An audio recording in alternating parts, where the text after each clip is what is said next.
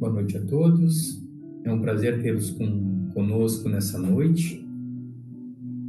E para iniciar a nossa harmonização, nós vamos assistir essa mensagem.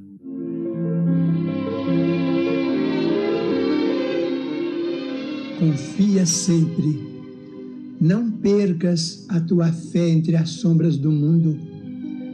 Ainda que os teus pés estejam sangrando, segue para a frente, erguendo-a por luz celeste acima de ti mesmo.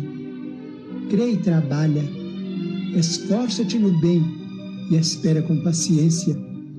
Tudo passa e tudo se renova na terra, mas o que vem do céu permanecerá. De todos os infelizes, os mais desditosos são os que perderam a confiança em Deus e em si mesmos, porque o maior infortúnio é sofrer a privação da fé e prosseguir vivendo. Eleva, pois, o teu olhar e caminha, luta e serve, aprende e adianta-te. Brilha a alvorada além da noite. Hoje é possível que a tempestade te amarfanhe o coração e te atormente o ideal, aguilhoando-te com a aflição ou ameaçando-te com a morte. Não te esqueças, porém, de que amanhã será outro dia.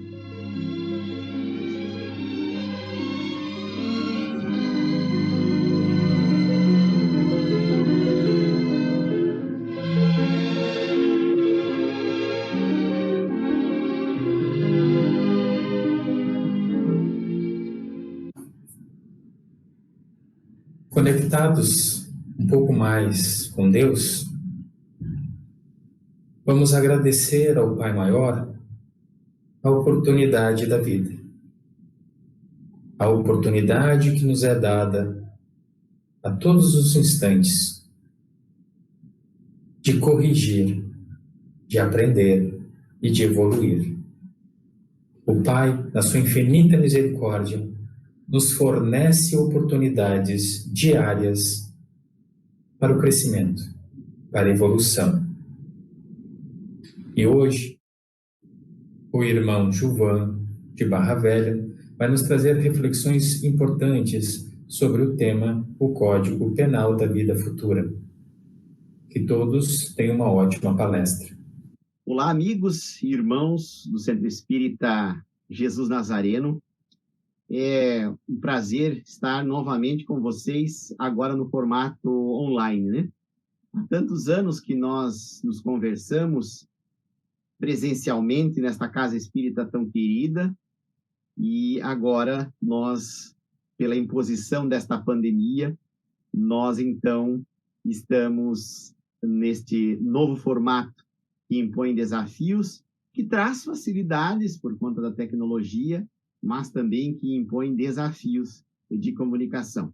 E a gente agradece, então, a diretoria, a equipe do Jesus Nazareno, por esta oportunidade de trabalho e também, claro, pela oportunidade de espargir as luzes da doutrina espírita para todos os irmãos que aqui estão sintonizados.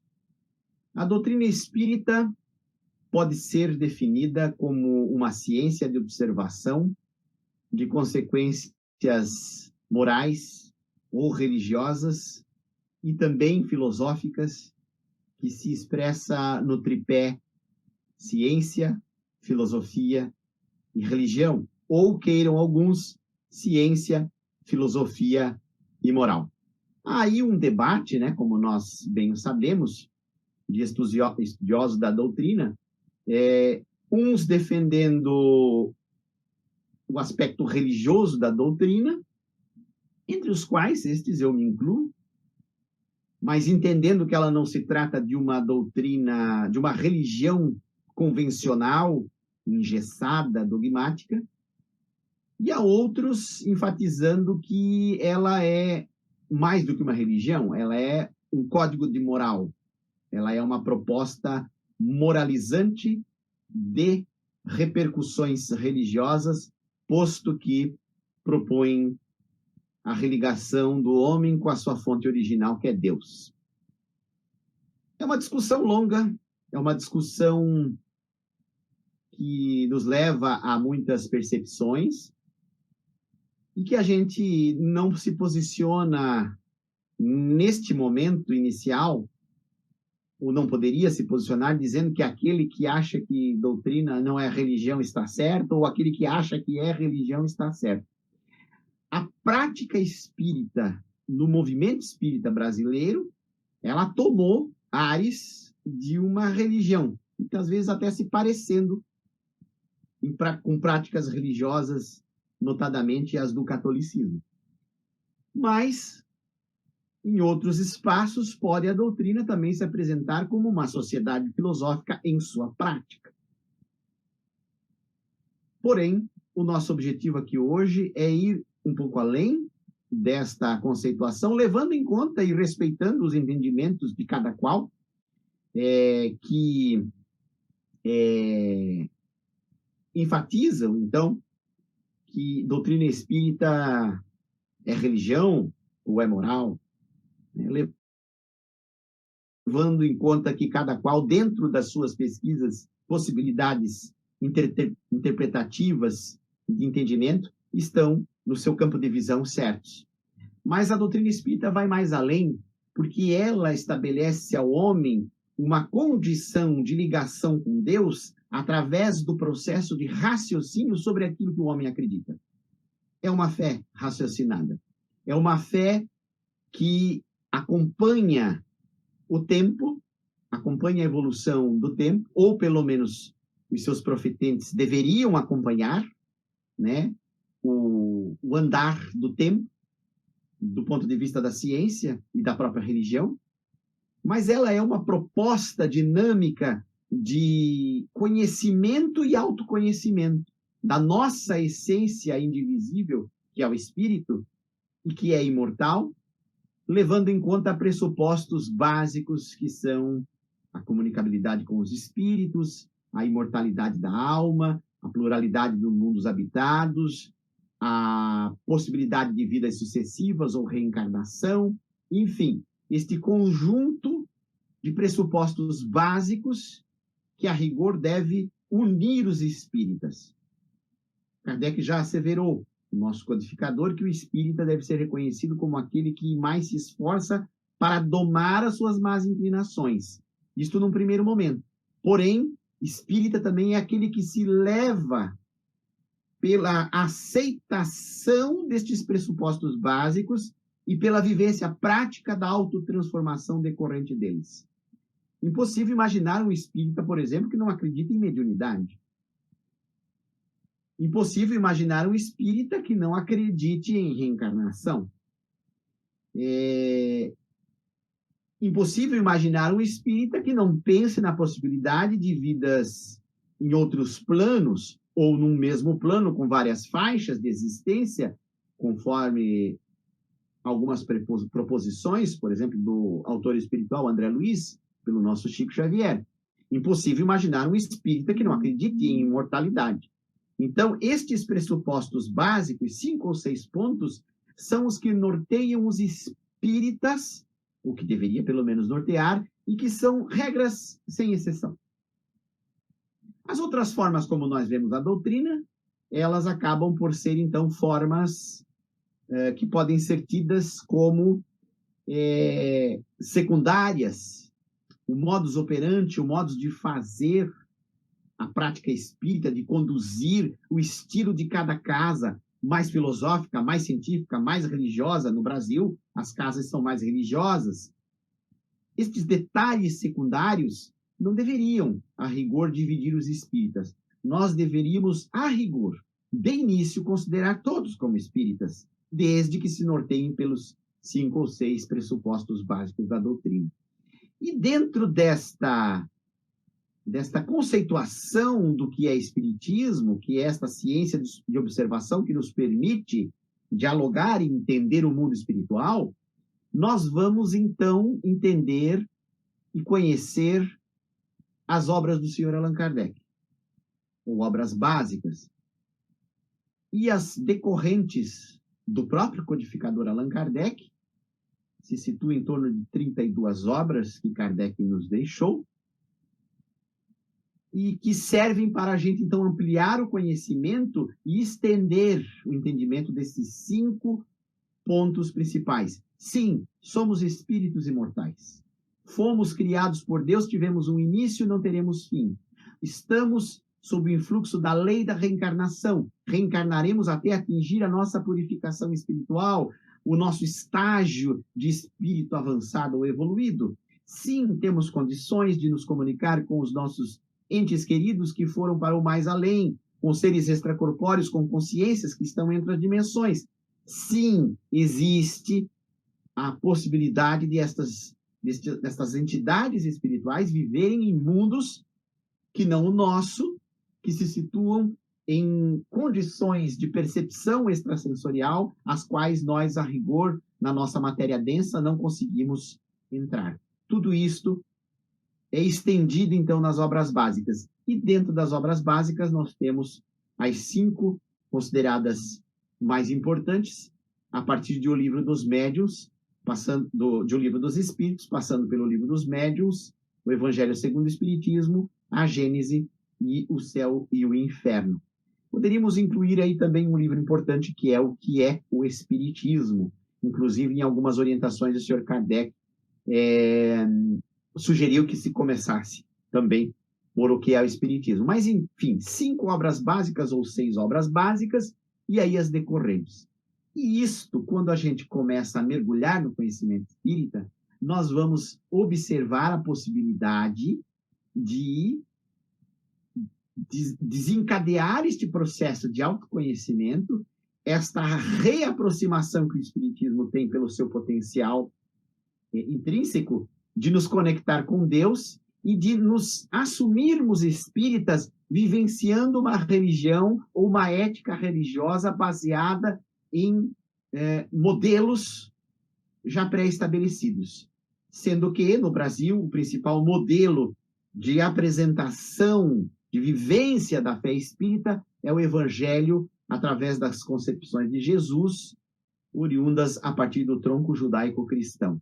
O movimento espírita no Brasil ele é um movimento notadamente evangélico, posto que ele se baseia, e não por acaso, em o livro do Evangelho segundo o Espiritismo, que é o principal livro de Kardec conhecido no Brasil, mais que o próprio Livro dos Espíritos, que a rigor deveria ser o primeiro a ser conhecido. Mas os espíritas, acho que até pelo próprio perfil do povo brasileiro, eles vão primeiramente beber na fonte do Evangelho. Até porque lá na questão 621, né, de O Livro dos Espíritos, nós temos aí o modelo e guia, aliás, 625, né, o modelo e guia da nossa humanidade, que é colocado como Jesus. Então, o espírita parte do entendimento que, pelo menos para nós ocidentais, nós tivemos uma primeira revelação com Moisés, uma segunda com Jesus, e a terceira consubstanciada nas obras e no conhecimento que exara a partir dos estudos do Sr. Allan Kardec. Então, nós estamos imersos num ambiente cristão e somos e mergulhamos no conhecimento espírita pela ótica do cristianismo. Mas não que um irmão de tradição budista não possa também estudar Kardec. Não que um irmão nosso de tradição islâmica ou judaica não possa estudar Kardec. E até os nossos irmãos de origem afrodescendente, talvez os que mais façam isso, porque os nossos irmãos da Umbanda, via de regra, até pela humildade expressa da Umbanda, em sua maioria, eles estudam simultaneamente Kardec com os pressupostos da Umbanda. Muitas casas umbandistas, candomblecistas, têm horários para o estudo da obra de Kardec. Porque eles já estão conscientes de que Kardec amplia os horizontes de entendimento e se torna aquilo que o próprio codificador falou, uma ferramenta para o entendimento e a prática da religião ou da religiosidade, ou da fé. E nestas obras, hoje nós vamos entrar numa delas, que é muito importante, que nos mostra a destinação dos espíritos nos seus variados graus, e que se chama o céu e o inferno. E nós vamos mostrar para o amigo internauta do Centro Espírita Jesus Nazareno a beleza que é um fragmento pequeno da obra O Céu e o Inferno, que se chama Código Penal da Vida Futura. É interessante que quem, porventura, já tenha entrado no universo das ciências e dos estudos jurídicos e começa a analisar a forma da escrita da lei, como são formadas as legislações, como são aprovadas as legislações pelos legisladores humanos, as leis humanas, limitadas e falhas, como sabemos, mas quando a gente começa a estudar o direito, a gente vai ver como há uma similitude entre a lei humana e a lei divina expressa na codificação espírita. Vou explicar melhor. A lei humana, ela se subdivide em códigos expressos, novamente subdivididos em artigos e caput, que são os títulos de cada artigo, e que inserem a pessoa estudiosa da norma jurídica na lei específica, para poder fazer a sua fundamentação, para dirimir uma dúvida ou uma demanda jurídica, por exemplo. Na doutrina espírita, o senhor Allan Kardec, pelo seu didatismo fabuloso, ele que era pedagogo, ele também, pode-se dizer assim, ele também faz da doutrina espírita um código normativo, que começa no Livro dos Espíritos, e que ele desdobra nos outros 4, Livro dos Médiuns, Evangelho, Céu e Inferno e a Gênesis já citados. O conteúdo do Livro dos Espíritos, ele é detalhado nas outras 4 obras do Sr. Allan Kardec, entre elas o Céu e o Inferno, que nós iremos entrar agora. E isso se assemelha muito a uma legislação humana, só que é melhor do que a legislação humana, porque ela é atemporal. Ela é fruto do entendimento dos espíritos superiores a partir de um rigoroso método de análise, de captação do ensino dos espíritos e de análise desse conteúdo num esforço de comunicação comparada.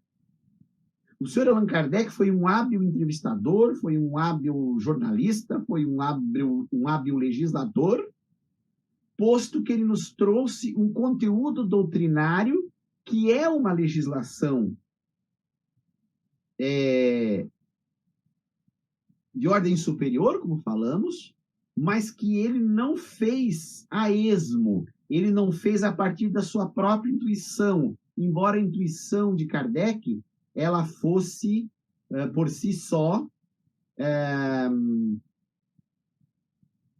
muito avançada, porque ele conseguia captar aquilo que os espíritos estavam ditando com notável acuidade. Kardec foi um grande médium, na verdade, sem ter exercido uma mediunidade ostensiva. Ele foi um médium intuitivo, que coordenou todo o processo de recepção das informações dos espíritos e posterior análise comparada para ver o que estava à luz da razão, e que ali constituiria, então, o corpo doutrinário da filosofia que nascia, da filosofia nova espiritualista, da nova psicologia, da nova proposta científica e também moral, chamada, então, espiritismo, que ele assim o nomeou.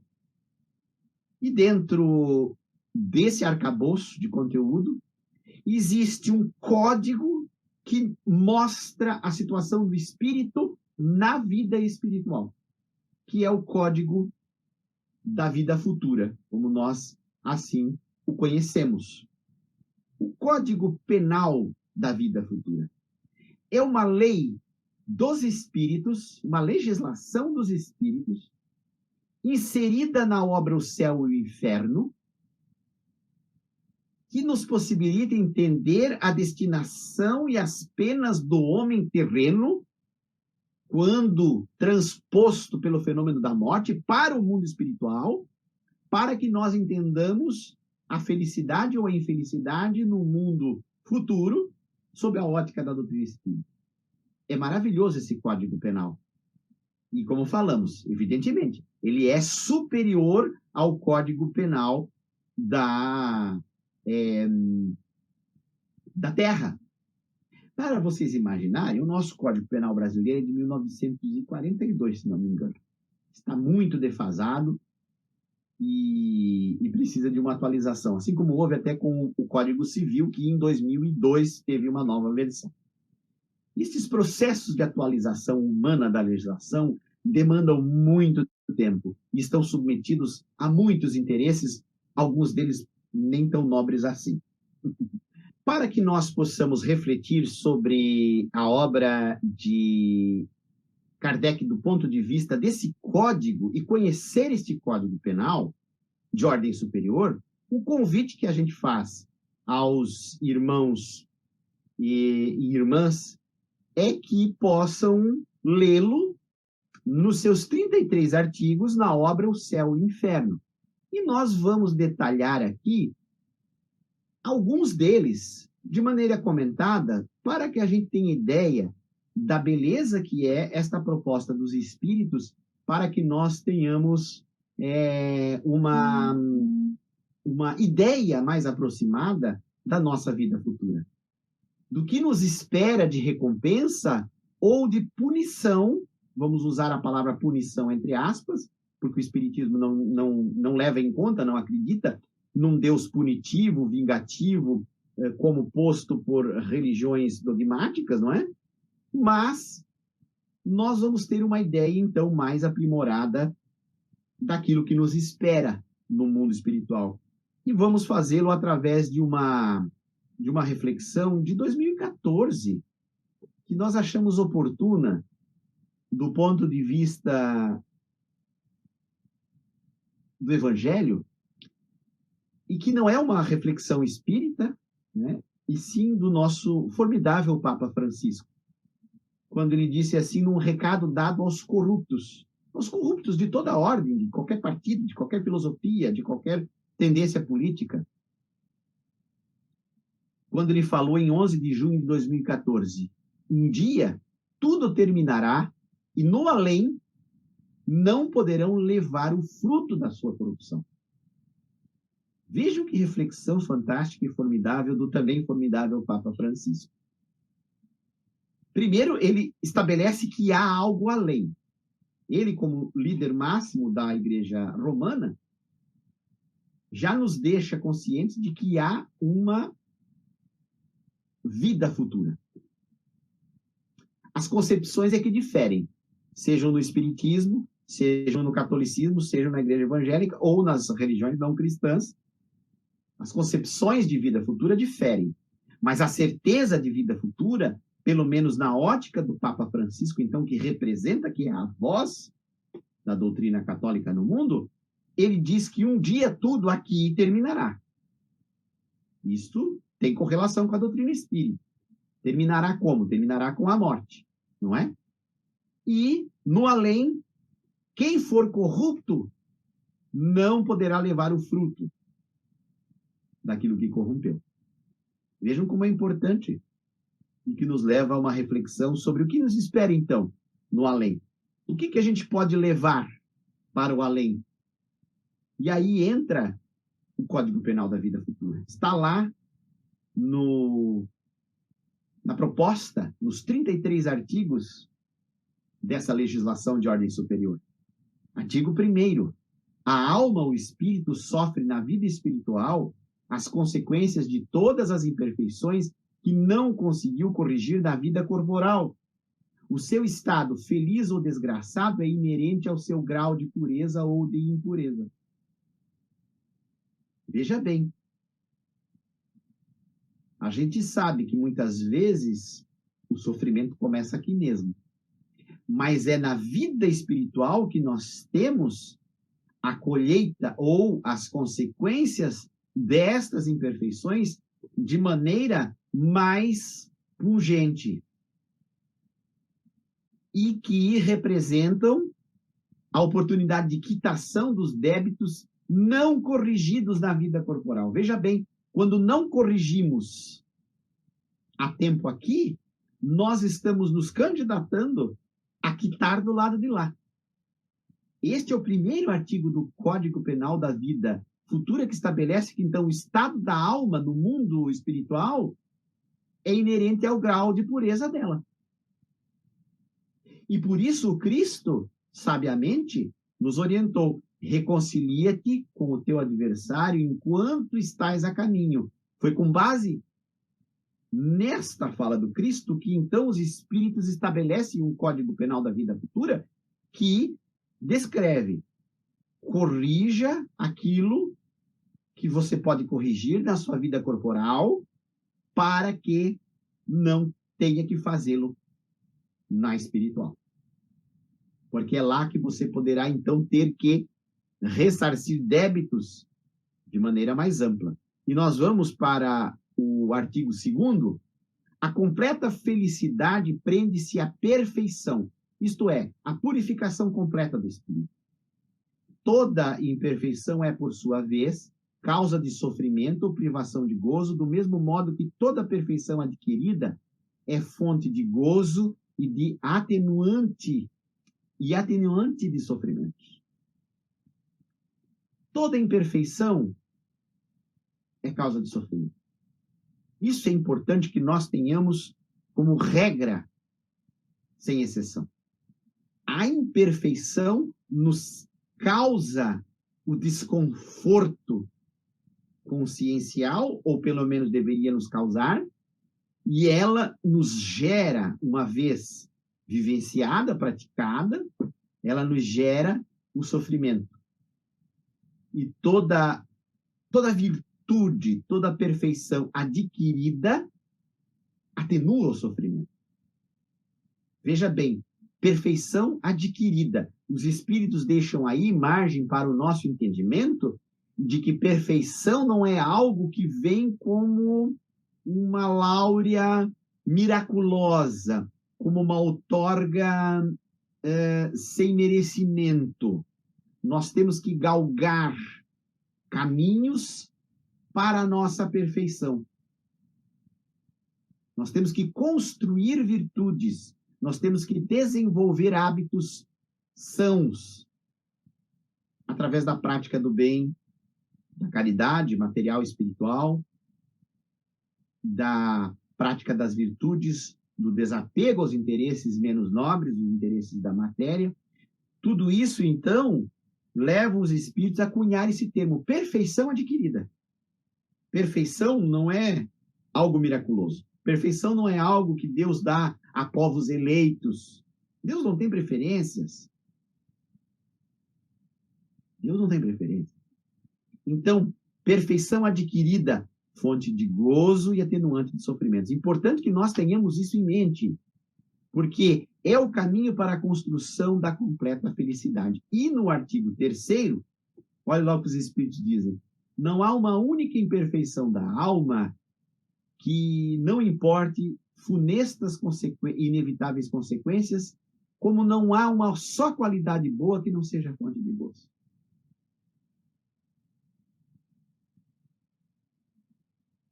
Outro dia eu vi um doutrinador, filósofo até,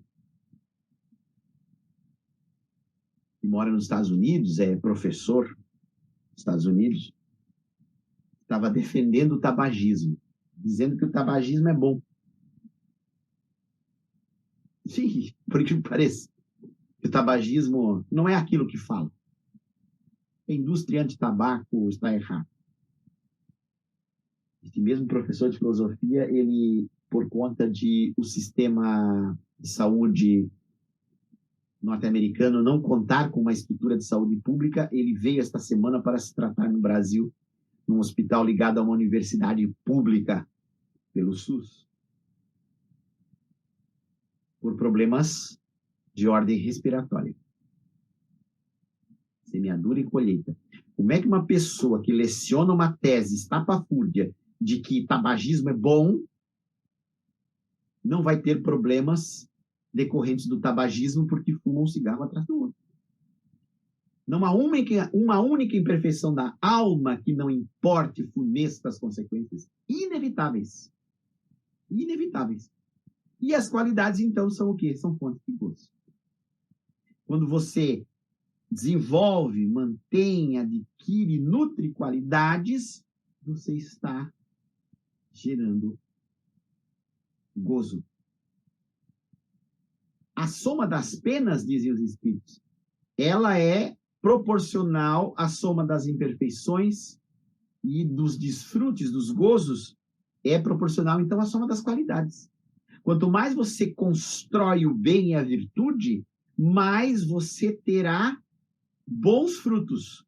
Quanto mais você soma penas, imperfeições, mais você terá desgostos, terá colheitas ruins. E no artigo 4º, Código Penal da Vida Futura, o céu e o inferno. Esta tradução que eu estou vendo aqui é do Evandro Noleta Bezerra, edição da Federação Espírita Brasileira. Em virtude da lei do progresso, que dá a toda alma a possibilidade de adquirir o bem que lhe falta, como de despojar-se do que tem de mal, conforme o esforço e vontade próprios, temos que o futuro é aberto a todas as criaturas. Ninguém está perdido na criação de Deus. Ninguém está irremediavelmente perdido na criação de Deus. Nós estamos todos imersos na lei do amor. E também sob o influxo da lei do progresso. É ela que dá ao homem a possibilidade de adquirir o bem que falta, ou seja, de construir virtudes e se despojar do mal. E não é um processo de santificação imediata, ou, como já falamos o termo, miraculosa. Esse processo de construção de virtudes, ele é gradativo também. A aquisição de valores é gradativo. A forma como nós nos portamos no mundo e vamos, então, adquirindo qualidades é gradativa. Eu lembro do Juvan, de 20, 30 anos atrás, gente, como eu era tolo em muitas situações, como eu era o rei de piadas infames, de humorismos vulgares, de gostos vulgares, que hoje, felizmente, eu já, em parte, não em todo, me libertei. Em parte. Mas eu sei ainda o manancial de lutas, de imperfeições, de vícios que eu ainda tenho que vencer. Eu ainda tenho que vencer. Eu ainda tenho que despojar. Olha a expressão dos Espíritos. Como eu me despojo disso? Com esforço e vontade própria. O futuro está aí, o texto dos Espíritos. É aberto a todas as criaturas. Porém, tem que ter o esforço, tem que ter a vontade, tem que ter a dedicação para que a gente possa se desvencilhar. E ainda, no 5º artigo, dependendo do sofrimento da imperfeição, a alma, como gozo da perfeição, a alma traz consigo o próprio castigo ou prêmio, onde quer que se encontre, sem necessidade de lugar circunscrito.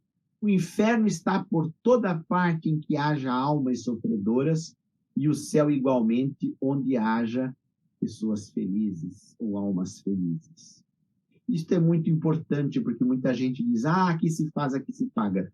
De certa forma, sim. O inferno é aqui mais. De certa forma, é aqui. Não é mais aquela teologia, que me perdoem os irmãos da Igreja Romana, muito respeitáveis, mas não é mais aquela teologia literal de que diz que o inferno é um lugar circunscrito de dor e sofrimento. E o inferno é onde há o sofrimento, mas não necessariamente um lugar definido. Né? Está por toda parte onde há sofrimento. Quando nós olhamos a Cracolândia de São Paulo, as áreas de consumo de drogas das grandes cidades, as áreas da miserabilidade humana, da degradação humana e social, ali está o inferno.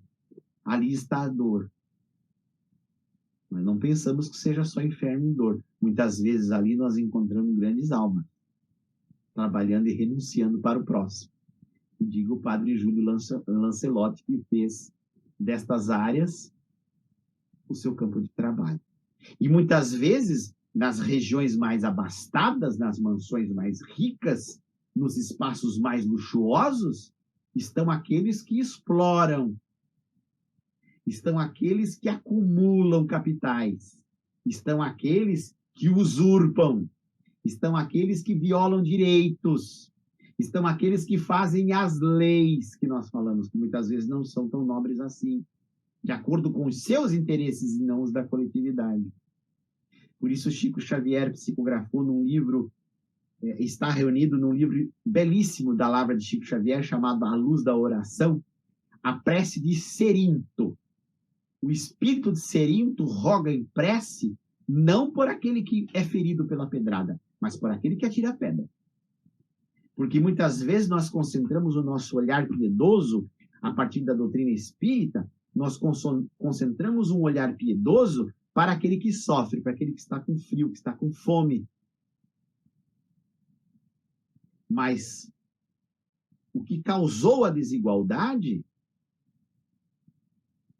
para este, muitas vezes, nós fazemos de conta que não vimos. E até buscamos um pedacinho daquele privilégio que ele ostenta. Quando, na verdade, os grandes causadores das misérias sociais e humanas são os maiores devedores. Porque aqueles que estão ali no inferno de uma Cracolândia, muitas vezes eles são a consequência e não a causa. É isso que nós também precisamos entender e compreender das mazelas sociais. O pobre, para um espírita, ele não deve ser campo de trabalho. O pobre, a pobreza para um espírita não pode ser um laboratório de exercício da nossa caridade e do nosso desencargo de consciência de formar a cesta básica e levar para aquela comunidade carente. Isto deve ser feito. Isso nos traz regozijo, isso nos traz boas vibrações. Isto é absolutamente necessário. Mas a prece, muitas vezes, a orientação, o acolhimento, ela pode estar carecendo na mesa de uma pessoa abastada e rica, que precisa de uma orientação, muitas vezes, que vai mudar a sua vida muito mais do que aquele que está ali, aquele pária que está ali sofrendo com frio e com fome. Então, não pensemos apenas, então, somente em que a pobreza seja a nossa oportunidade de desencargo de consciência. Eu pago 5 cestas básicas todo mês na casa espírita, está tudo bem. Não está bem, não. A estrutura social precisa ser renovada. Por isso, o grande Paulo Freire dizia, não é? Que ele lutava por um mundo onde houvesse justiça social para que ela viesse antes da caridade. Claro que nessa frase, creio eu, no contexto dela, o Freire estava se referindo a esta caridade material, do pão, da sopa, da comida, do agasalho, da vestimenta. E a gente sabe na doutrina espírita que caridade é um conceito muito mais amplo. Questão 886 do Livro dos Espíritos, né? A caridade é um conceito muito mais amplo. Não é só a sopa, o pão, o agasalho, a vestimenta e o remédio. A caridade é uma palavra de conforto. É o que o CVV, por exemplo, faz por aqueles que estão com ideias suicidas. Ali é uma grande caridade. É uma palavra amiga. Mas o que o Paulo Freire entendia na sua sabedoria era o seguinte, que onde há justiça social, você possibilita vencer a etapa da miséria e da fome. Depois, aí você abre o campo da caridade moral, da caridade da palavra, da caridade da orientação e da caridade do acolhimento. E tudo é caridade. Uma leitura edificante é caridade, uma palestra é caridade, uma atividade espírita, um passe é caridade. Não é só a cesta básica, não é só a sopa. Que tem o seu lugar, que tem a sua importância no processo da construção das virtudes, mas não é somente isso. Entendamos também a amplitude do termo caridade, né? Então, voltando ao Código Penal da Vida Futura, temos que entender isso, né? Nós trazemos o nosso castigo próprio dentro de nós ou o nosso prêmio, independente de onde nós estejamos. E nós podemos fazer, então, a caridade, seja lá no campo de sofrimento de uma Cracolândia, levando um agasalho, ou seja, numa mansão faustosa, riquíssima, onde uma rica senhora esteja lá oprimida pelo vazio existencial, pela depressão, levando a ela uma literatura espírita, falando a ela da beleza da vida, da imortalidade da alma. A senhora Muscat, no documentário sobre as cartas de Chico Xavier, e também no livro Quando se pretende falar da vida, de Chico Xavier e Emmanuel, e do filho dela, Roberto Muscat, que ditou várias cartas e era israelita, ela fala isso. Ela era uma senhora muito rica da sociedade israelita de São Paulo. Nem cristã era, porque era de origem judaica. Mas ela se prostrou em depressão no dia em que o seu filho desencarnou, vitimado por um acidente, um descongestionante nasal. E esse rapaz desencarna, vai para o mundo espiritual e começa a ditar cartas para o Chico, com toda a tradição da fé judaica, não são cartas cristãs. E ela se levanta da sua depressão a partir daquela psicografia. Veja bem, uma mulher riquíssima, que não tinha necessidade de cesta básica, de sopa, mas o Chico reergueu através da psicografia aquela mulher, porque ela viu que ali era o seu filho vivo falando do mais além. Veja a caridade que o Chico fez quando reergue também os ricos. Porque a prova para os ricos ela é muito pior, gente. O Cristo exemplifica isso no Evangelho. É mais fácil o camelo entrar no buraco de uma agulha. O camelo acorda, né? O rolo de corda entrar no buraco de uma agulha do que o rico entrar nos reinos do céu. Então, o Cristo faz o alerta, mas o Cristo acolhe a todos. Porque o Cristo não pensava só nos pobres. Quando ele pede para Zaqueu descer da árvore, na famosa música do Faz o Milagre em Mim, quando o Cristo se convida para cear, para jantar na casa de Zaqueu, ele está também atendendo o rico capitalista, acumulador, cobrador de impostos, mal visto. Mas quando Zaqueu imediatamente se magnetiza pela mensagem de Jesus, a salvação entra também na rica casa de Zaqueu, a partir do desprendimento dos bens terrenos. Então, Zaqueu também era pobre nesse sentido, talvez mais pobre do que os pobres famintos, porque a sua pobreza era de espírito, era uma pobreza de visão, era uma pobreza de limitação, que acomete muitas vezes aqueles que estão fartos da opulência material, do dinheiro, das benesses, não é mesmo?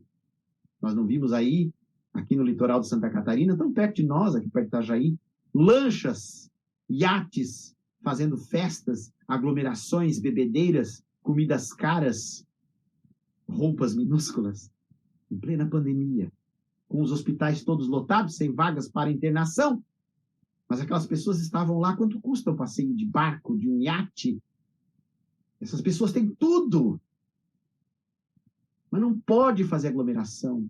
Tem que seguir as regras da saúde, tem que usar máscara, tem que evitar aglomeração, tem que se vacinar. E eles estavam lá. São pobres.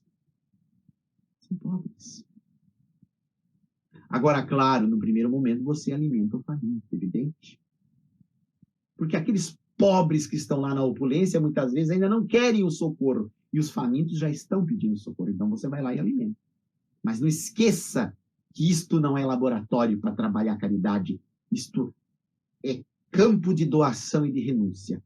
Vamos ao 6º artigo. Gente, são 33 artigos, eu já estou na reta final.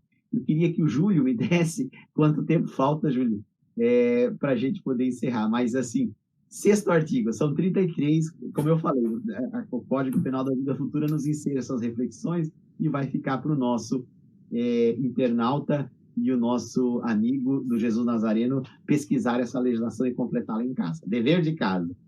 O bem e o mal, artigo 6º, que fazemos decorrem das qualidades que possuímos. Não fazer o bem quando podemos e portanto, não fazer o bem quando podemos é, portanto, o resultado de uma imperfeição.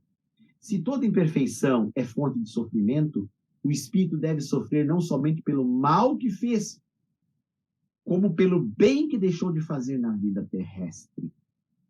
Veja esta reflexão importante. O espírito, no além, ele sofre não só pelo mal que fez, mas pelo bem. Artigo 6º do Código Penal da Vida Futura, pelo bem que deixou de fazer. Quanto tempo eu perdi, dizem os espíritos. Vejam a mensagem de reis e rainhas no próprio céu e inferno. Quanto tempo eu perdi, quanto tempo eu me demorei. Eu conheci um senhor no Centro Espírita Jesus de Nazaré, aqui em Barra Velha, que foi a primeira casa que eu frequentei, que morou em Uberaba. E ele veio depois a morar em Barra Velha. E ele me contou uma vez, ele disse: Gilvan, quantas vezes eu cruzei por Uberaba nos anos 80 e vi o Chico, já velhinho, com um séquito de amigos espíritas, irmãos espíritas, o Chico indo para as atividades assistenciais, indo talvez para o abacateiro, indo talvez para levar uma cesta básica, um farnel, um pão, fazer uma sopa. Eu nunca parei de falar com o Chico Xavier. E 20, quase 30 anos depois eu descubro o que é a doutrina espírita. Estou no Centro Espírita em Barra Velha. Vejo o tempo que eu perdi. Por que eu não abracei aquele homem? E eu disse para ele, para esse senhor assim: se o senhor tem em mente que o senhor chegou na hora certa, no momento certo, à doutrina espírita. Talvez lá o senhor não estava maduro o suficiente para a absorção das ideias que o senhor está absorvendo agora. Mas se a sua consciência já lhe cobra, por lá em 1980, o senhor não ter abraçado o Chico Xavier quando morou em Uberaba, é porque esta lei divina, os mecanismos da lei divina já estão ressoando em sua mente. E aqui o senhor está entre amigos e irmãos. Mas o senhor já está, então, sofrendo pelo bem que deixou de fazer. Só que sempre é hora de recomeçar. Vamos à mensagem de Emmanuel? Talvez a gente não possa voltar atrás e fazer um novo começo, mas podemos começar agora e construir um novo fim. Toda hora é hora de começar. Então é importante esta concepção. Eu vou dar uma avançadinha aqui, gente. A expiação, olha a reflexão do Código Penal da Vida Futura sobre a expiação. A expiação varia segundo a natureza e gravidade da falta, podendo, portanto, a mesma falta determinar expiações diversas conforme as circunstâncias, atenuantes ou agravantes em que for cometida. Para que a gente não tenha um sofrimento por antecipação, de achar que nós vamos pagar mais ou menos do que deveríamos. Principalmente o pagar menos. Eu não sofro o quanto eu merecia, eu fiz muito mal, eu sou uma pessoa muito ruim. Não. Não pensemos dessa forma. A nossa expiação, se necessária, se ela tiver de vir, ela varia, então, segundo natureza e gravidade da falta, e determinar, então, as dores que iremos sofrer, mas com circunstâncias atenuantes ou agravantes. Aquela história antiga que a gente já ouviu na casa espírita, de que a pessoa com uma prática espírita de muitos anos sofreu um acidente e teve um dedo amputado. E aí reclamou, mas os mentores revelaram que ela tinha na programação perder a mão inteira. Mas por misericórdia divina, pelo acréscimo da misericórdia, então, e pela prática no bem, já por encontrar as benesses do Evangelho, ela perdeu, então, um dedo e não a mão inteira. Porque essas circunstâncias que se tornam atenuantes ou agravantes, elas são expressões da própria misericórdia divina. Se for atenuante, é misericórdia divina. Se for agravante, e tomara que não seja, mas se houver um agravante nas expiações, que nós tenhamos a exata noção de que este agravante ele vem em decorrência da necessidade da correção e também da gravidade da falta. Nada acontece por acaso. 530 mil irmãos nossos partiram para o mais além devido à pandemia da Covid-19 no Brasil. Quantos de nós perdemos entes queridos? Estamos nesse momento enlutados profundamente enlutados, impactados por este processo pandêmico.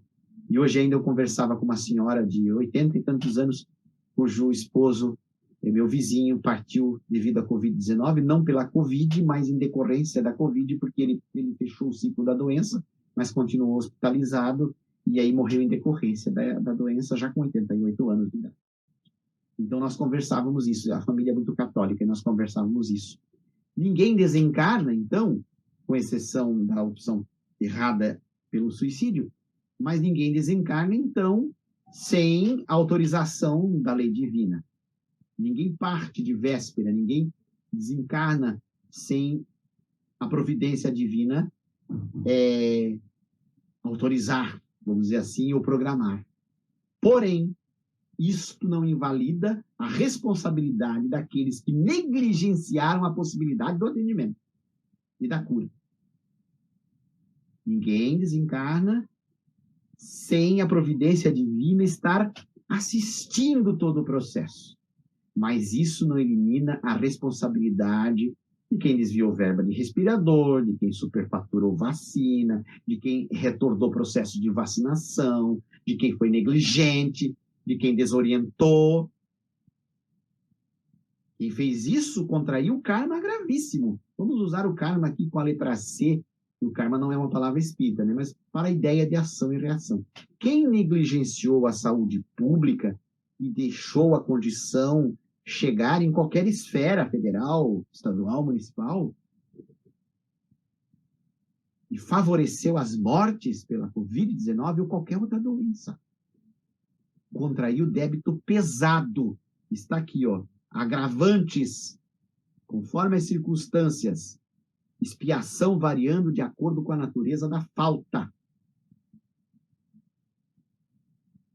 Esta gente é criminosa.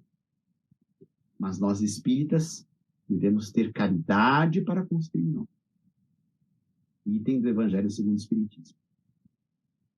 No artigo, importante artigo do Código Penal da Vida Futura, no 15º, já caminhando para o nosso final, nós vamos aqui a uma sabedoria importante dos espíritos. Uma condição inerente à inferioridade dos espíritos é não lobrigarem o termo da aprovação, acreditando-a eterna, como eterno lhes parece deva ser tal castigo, um tal castigo. Eterno e perpétuo se empregam, pois, no sentido de indeterminado. Nesta acepção, pode-se dizer que as penas são eternas para exprimir que não tem duração limitada. Isso é um artigo importante, esse é um artigo importante, porque ele nos leva, então, a entender que como nós somos espíritos inferiores, nós até então, até chegarmos à doutrina espírita, nós pensávamos que era um inferno eterno, que era uma dor eterna, que era uma punição eterna. Esta acepção da palavra de eternidade, ela é incorreta segundo os espíritos. O sentido que se deve empregar é o de indeterminação, né? A dor parece não ter fim, parece ser eterna, mas uma hora ela vai cessar. O doutor Adão Nonato dizia, o saudoso doutor Adão Nonato da Rádio Boa Nova, importantíssimo palestrante, estudioso, que inclusive partiu também em decorrência da Covid-19, aos 86 anos, se não me engano, 82 anos, recentemente. Ele uma vez teve uma conversa com um pastor evangélico, eles estavam falando sobre o céu e o inferno. E aí ele questionou para o pastor assim, porque o pastor demonstrou aquela crença literal de que o inferno é eterno. Aí o doutor Adão Nonato perguntou assim, pastor, eles se reuniram na casa de um amigo nessa ocasião. Ele disse assim, pastor, os olhos de Deus estão em toda parte? Aí o pastor respondeu, sim, doutor Adão, os olhos de Deus estão em toda parte, porque Deus tem o atributo da onisciência, Deus é onisciente, Deus é onipresente, né? E tem todo o poder, é onipotente. Então, Deus está em toda parte e vê tudo. Então, pastor, me diga, os olhos de Deus estão também no inferno? O pastor parou, refletiu e disse, sim, Deus também está com os olhos no inferno. Ele vê tudo o que acontece no inferno. E o doutor Adão Nonato aí perguntou, completando, e ele não se compadece dos filhos que lá estão? Ele não tem poder todo o poder dentro do seu atributo de onipotência para sacar do inferno aqueles filhos tão bem criados, tão amorosos, muitas vezes pródigos, mas que por invigilância, por impostura, caíram no inferno? Será que ele não se compadece? Uma hora ele enfrenta o demônio e de lá saca os seus filhos queridos para uma nova oportunidade? E o pastor não soube responder. Disse que iria consultar a sua teologia.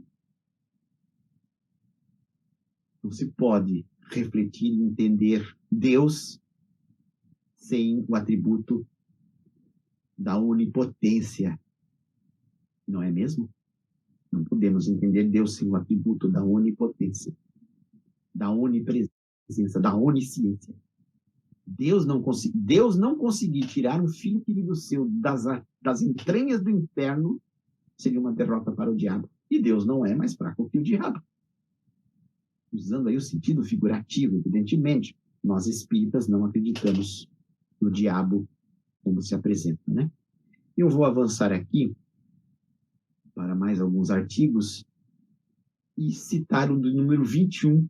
A responsabilidade das faltas é toda pessoal.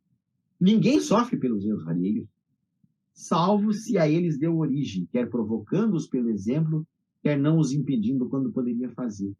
O Espiritismo pôs por terra essa ideia de que nós pagamos pecados das nossas gerações anteriores ou de que as gerações que nos sucederem vão pagar por pecados nossos. Não há o conceito de pecado na doutrina espírita, mas também não há essa ideia tão ainda material, que seria profundamente, de maneira profundamente divergente ao próprio amor de Deus nos castigar por um pecado que não é nosso. Então, a responsabilidade é pessoal, pagamos por aquilo ou vamos pagar por aquilo que nós semeamos, e não pela semeadura dos outros. A responsabilidade é toda nossa sempre. A situação do espírito no mundo espiritual não é outra senão a por si mesmo preparada na vida corpórea. Veja que importante nós temos isso em mente. A situação do espírito no mundo espiritual é aquela forjada pelas nossas próprias atitudes. Isto é importantíssimo de termos em mente. Importantíssimo de termos em mente. E aí nós vamos ao último artigo, em que o Sr. Allan Kardec ele reescreve 3 artigos propondo que esta finalização seja um resumo do Código Penal da vida futura. 3 princípios que são basilares dentre os 33 que nós apresentamos aqui. Primeiro, o sofrimento é inerente à imperfeição.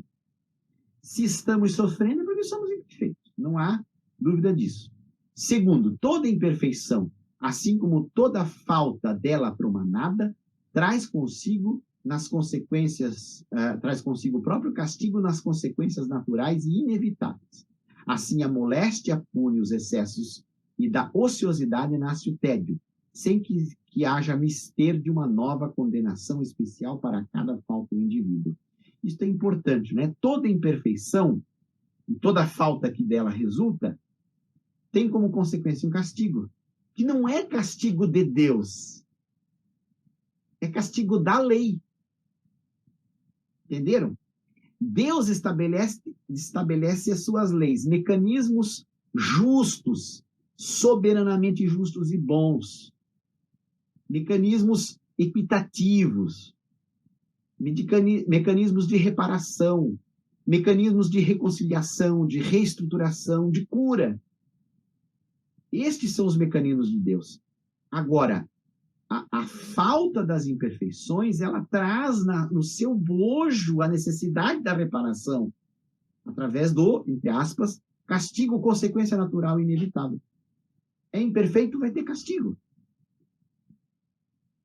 É muito claro isso. Semeadura e colheita, não castigo de Deus. Não este Deus, este Senhor, este soberano, impoluto num trono, determinando quem é povo eleito, quem não é, quem vai para o céu, quem não vai. Isto não cabe dentro deste padrão de fé raciocinada que nós entendemos como tal na perspectiva da doutrina espírita. E o terceiro artigo, então, que resume este código: podendo todo homem libertar-se das imperfeições por efeito da vontade, pode igualmente anular os males consecutivos e assegurar a futura felicidade. A cada um segundo as suas obras, no céu como na terra. Tal é a lei da justiça divina. 33 artigos. Eu devo ter lido aqui uns 10. Temos mais 23 para a pesquisa e, sobretudo, para a reflexão e para a vivência deste código tão importante que é, então, o Código Penal da Vida Futura, nesta perspectiva da espiritualidade superior. Tudo que será semeado será colhido, tudo que nós fizermos resultará num resultado vindouro. Um dia tudo terminará e no além não poderão levar o fruto da sua corrupção. Papa Francisco, 11 de junho de 2014. O Júlio está na assistência aí, está nos dando todo o suporte necessário, e eu sei até que o Júlio hoje, ele me falou que teve um curso na Casa Espírita, então ele está praticamente o dia todo na atividade da Seara, né, Juliano? E está aí para nos completar a atividade de hoje. E vamos então pedir a Deus, na sua infinita sabedoria, na sua paz, na sua luz, que nós possamos superar as limitações impostas pela pandemia, para, talvez já no próximo encontro, estar presencialmente com os irmãos do Centro Espírita Jesus Nazareno, né? Nem que seja num abraço ainda distante, mas que vá um pouquinho além desse abraço virtual que a gente dá em todos através do sinal da internet, né? Que Deus Nosso Senhor nos ampare, né? Que Jesus esteja conosco, Maria Santíssima seja a nossa grande protetora, nosso anjo tutelar, né? E que as bênçãos dos espíritos como Bezerra, Emmanuel, irmã Sheila, amigos espirituais tão queridos, nos acompanhem agora e sempre.